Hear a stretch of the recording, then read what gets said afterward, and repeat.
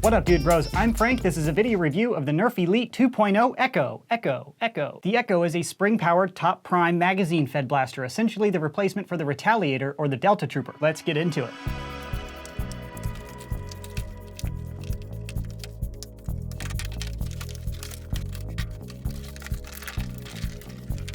Included is the blaster, stock, barrel, magazine, darts, and the instructions.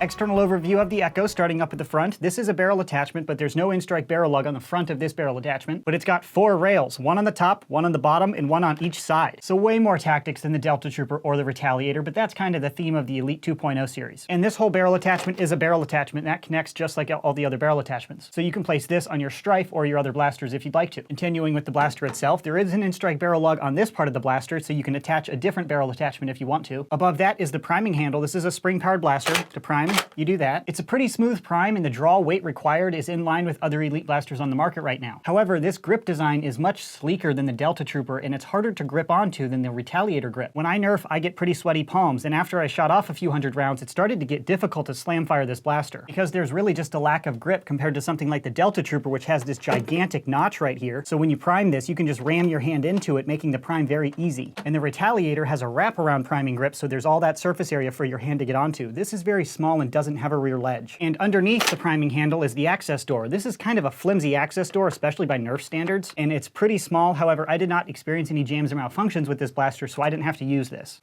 But, oh, what? Whoops. I broke it. Is this Busby or Nerf? What the? I didn't know that was going to happen. Well, I mean, you can reinstall it pretty easily, but that doesn't feel like a Nerf gun right there. So very disappointed in that. However, if you just want to rip it off and leave it off, if you're like a performance-oriented Nerfer, you don't really need that there. Okay, enough of the access door. Moving down, the included magazine holds 10 Nerf darts. To get that out, you prime back and then press the magazine release, which is inside the trigger guard. The magazine release is ambidextrous. It's on the center line, so a lefty could use it fairly easily. So you can sort of extend that index finger to pull out the mag. This is a standard in-strike magazine, and I tested this in other blasters and other magazines in the Echo, and I did not experience any compatibility issues. But it is a flashy new magazine with this little like piece of plastic down here to sort of fit the colors. If you really wanted to, you can slide that off and put it onto a different magazine if coloring is like really important to you, but it doesn't affect performance, so it's just a cosmetic piece. But the magazine release button is very touchy, so you barely have to put any effort into it and it drops the magazine. During my testing procedure, I accidentally dropped this magazine probably a dozen times. I personally removed my firing finger off the trigger right after I pulled the trigger, and in the process of doing that, I nicked the magazine release as the slide is open and the magazine just dropped like a dozen times. It is technically my fault, it's human error, but the design is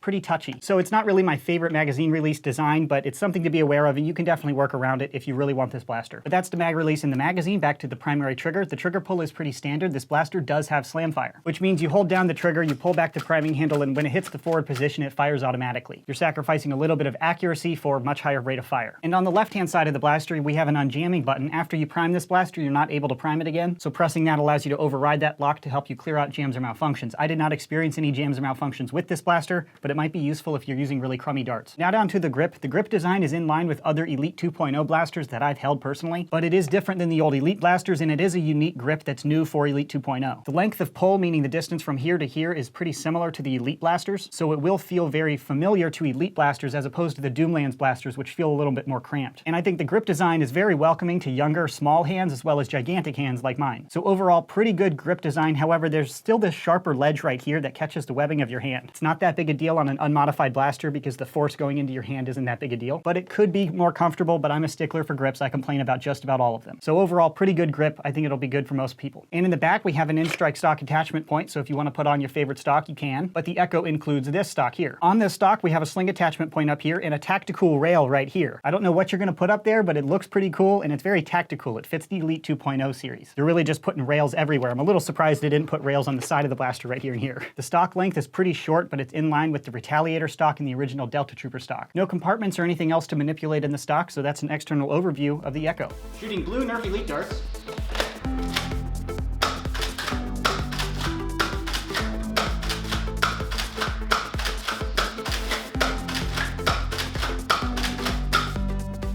A little bit faster.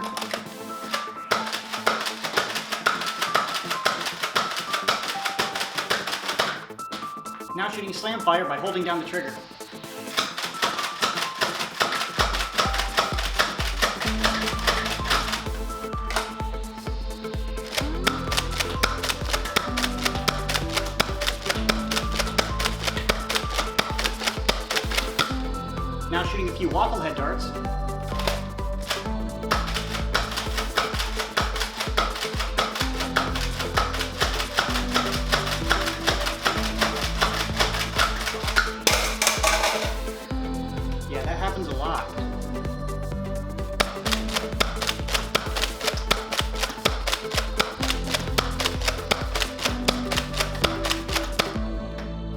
Operating the Nerf Echo went pretty much as expected. It feels very similar to the Retaliator or the Delta Trooper, and I did not experience any jams or malfunctions firing this through my testing procedure. To compare the firing performance to other blasters, I put the Echo up on my chronograph, and I achieved an average velocity of 79 feet per second with Nerf Elite darts, which is a little harder than the Nerf par of 70 FPS, so good performance. That is the objective information I can provide on the Elite 2.0 Echo. Now to my personal opinion. Overall, I'm pretty happy with this blaster. It's shooting harder than normal for Nerf, and it didn't have any jams or malfunctions. I think the grip design is actually an improvement over the Delta Trooper grip, which I thought was just a little too small. And I think the blaster has a really cool appearance. I really like the blue and orange colors that they picked, but I'm also wearing blue shorts, so you know, that's just how I roll. I think this front barrel system is very cool. I really appreciate the addition of these side rails. More tactics is generally way better. And the fit and finish of the blaster feels nice. It feels almost better than the Retaliator, in my opinion. As far as the weighting and balance go, however, I have two pretty major gripes here. First and foremost, the priming handle. This is a much sleeker priming handle than the Delta Trooper and the Retaliator. And if you Nerf with slightly sweaty palms, and if you're getting into it, of course you'll sweat eventually, right? The hand is going to slide. There's not as much surface area for your hand to really catch. It's not quite as big as the Retaliator, which is like 5 times more surface area than this one. And the Delta Trooper has that gigantic ledge back there to really ram your hand into.